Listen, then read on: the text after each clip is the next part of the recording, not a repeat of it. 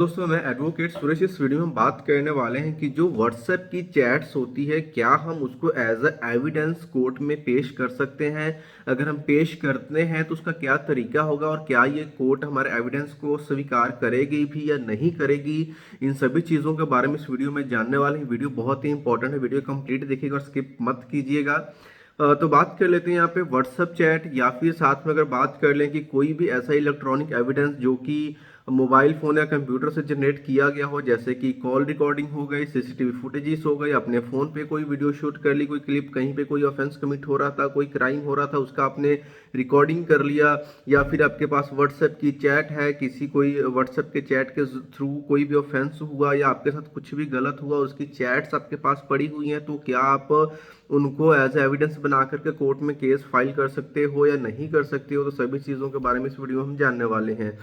देखिए, इन सभी चीज़ों को देखने के लिए, समझने के लिए हमको चलना होगा section 65B of the evidence act के अंदर, जहाँ पे क्या है कि इलेक्ट्रॉनिक एविडेंसेस को कोर्ट एडमिसिबल, कोर्ट में एडमिसिबल है, लेकिन उसकी यहाँ पे कुछ शर्तें होती हैं। जो शर्तें क्या हैं कि वो आपको यहाँ पे एक 65B का एक सर्टिफिकेट देना होता है। उस सर्टिफिकेट में बेसिकली ये होता है कि काइंड ऑफ एक एफिडेविट है, आप सेल्फ अटेस्ट कर रहे हो, सेल्फ सर्टिफाइड कर रहे हो, जो भी चीज़ आप ये पेश कर रहे हो बिल्कुल सही है। इससे आपने कोई भी छेड़खानी नहीं की है, इसमें आपने कोई भी ऐसे चेंजेस नहीं किए हैं, क्योंकि होता क्या है कि आज का जो टाइम है, टेक्नोलॉजी इतनी एडवांस्ड हो गई है कि वीडियो कई बार क्या होता है कि एडिट वगैरह करके जो एक्चुअल चीज़ें नहीं होती उसको यहाँ पे एक्चुअल बना दिया जाता है। देखने में ऐसा लगता है कि अगर कोई फेक वीडियो, वो भी ओरिजिनल वीडियो है। तो यहाँ पे आप जब सर्टिफिकेट के साथ अपने यहाँ पे जो एविडेंसेस हैं, इलेक्ट्रॉनिक एविडेंसेस हैं, उसको आप कोर्ट में सबमिट कर सकते हो। कॉल रिकॉर्डिंग की जब बात आती है तो कॉल रिकॉर्डिंग में भी यहाँ पे सेम चीज़ें इस्तेमाल होती हैं। देखिए,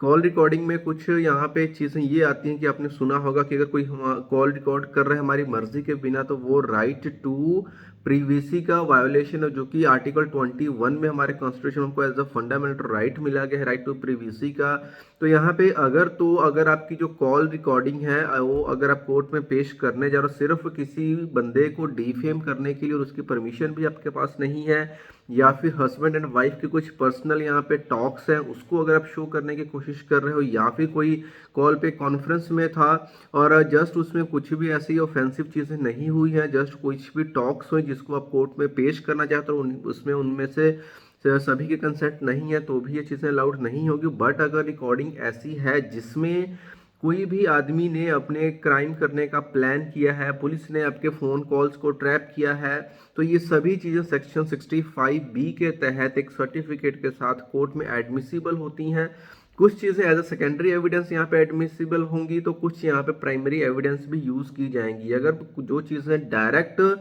चीज़ को शूट हो रही है, अगर आपने रिकॉर्ड करके रखा है और उस डायरेक्ट उस चीज़ को आप कोर्ट में सबमिट कर, तो वो एज अ प्राइमरी एविडेंस यहाँ पे होगा। अगर आप उस चीज़ को जो आपने रिकॉर्ड करा है उसको कॉपी करके या किसी पेन ड्राइव में ट्रांसफर करके, तो उसको एज अ सेकेंडरी एविडेंस यहाँ पे देखा जाएगा। बहुत सारे यहाँ पे केसेस एंड जजमेंट्स है जिसमें डिफरेंट डिफरेंट चीज़ों के ऊपर अलग अलग हाई कोर्ट्स ने और सुप्रीम कोर्ट में बहुत सारे यहाँ पे जजमेंट्स हैं जिनको यहाँ पे कंसिडर किया जाता है अकॉर्डिंग टू द केस। तो यही चीज़ आती है कि व्हाट्सएप चैट्स के बारे में भी, तो जो व्हाट्सएप चैट्स है अगर आप उसको प्रिंट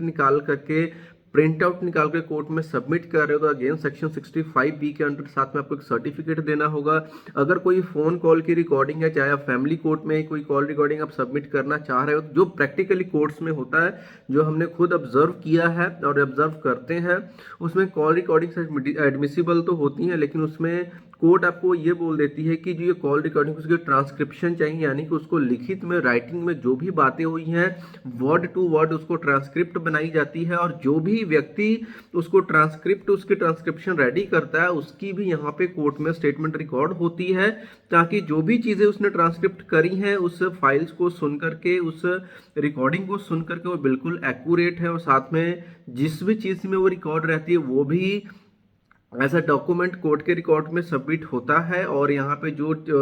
प्रिंट आउट या जो जो राइटिंग में होता है उसको भी यहाँ पे सेक्शन 65(2) के सर्टिफिकेट के साथ में यहाँ पे कोर्ट उसको एडमिसिबल करती है, और इसको most of time secondary evidence पे रखा जाता है। बाकी कई बार अगर फैक्ट्स ऑफ द केसेस, अगर किसी फोन से कोई चीज़ रिकॉर्ड हुई है, डायरेक्ट आप वो फोन ही सबमिट कर रहे हो, तो उसको एज अ प्राइमरी एविडेंस भी ट्रीट किया जा सकता है। कोई ऐसा यहाँ पे कोई फिक्स्ड लॉ नहीं है। और यहाँ पे एक चीज़ ये है कि हो सकता है कई बार आपसे कोर्ट जिस चीज़ से आपने जहाँ फ़ोन पे चैट हुई है वो चीज़ भी आपसे मंगवा सकती है कोर्ट में, वो आपको कोर्ट में भी जमा करना पड़ सकता है। Not every time but sometimes ऐसा हो सकता है। तो इस तरीके से चाहे व्हाट्सएप की चैट है चाहे फ़ोन रिकॉर्डिंग है, आप कोर्ट में इसको एज अ प्रूफ जो है यूज़ कर सकते हो। तो उम्मीद करता हूँ वीडियो आपको अच्छी लगी होगी। कोई डाउट है, क्वेश्चन है तो कमेंट करके पूछ सकते हैं और फॉलो कर सकते हैं।